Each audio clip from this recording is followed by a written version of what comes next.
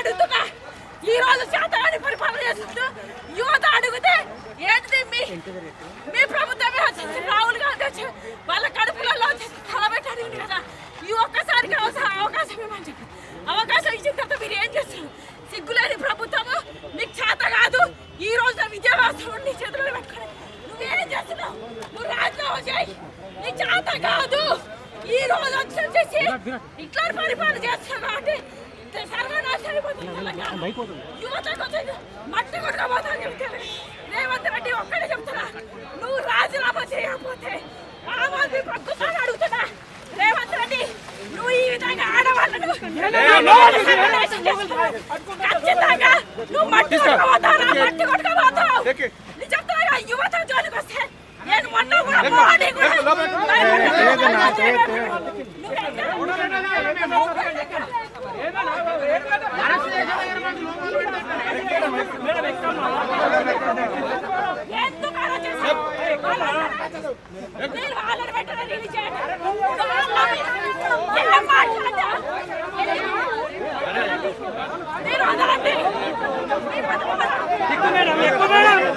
ఏమన్నా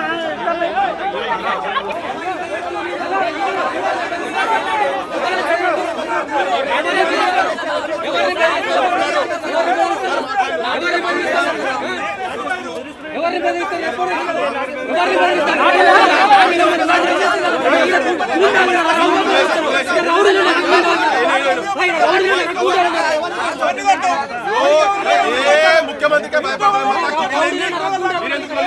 ఉద్యమాన్ని నీరు గారుస్తున్నారు. కూర్చొని ఇప్పటికైనా సాయంత్రం కూర్చొని రేపు పొద్దుగాల కూర్చొని ధర్నా చౌక్లో కూర్చొని సురుగాని 50-100 మంది ఆమరణ దీక్ష కూర్చోండి. తెలంగాణ రగిలిద్దాం. దొంగల ఎట్లా తిరుగుతారు బయట? మంత్రులు ఎమ్మెల్యేలు ఎట్లా తిరుగుతున్నారు? అరే ఊర్లలో ఎక్కడెక్కడ నిరుద్యోగులు బయటకు వచ్చి వాళ్ళని అడ్డుకోవాలా లేదా? అరే ఏం పాఠాలు లేనివాడు వాడు ఢిల్లీలో ఎక్కడెక్కడ అమెరికాకి వచ్చి వాడు లేకపోయిండు.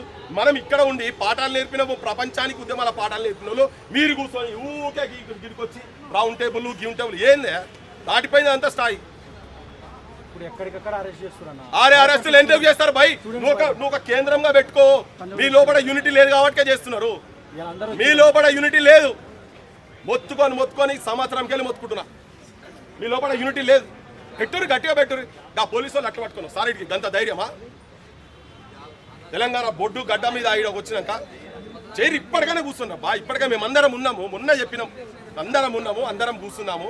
చేయండి మీరు ఏదో ఒకటి చేయండి.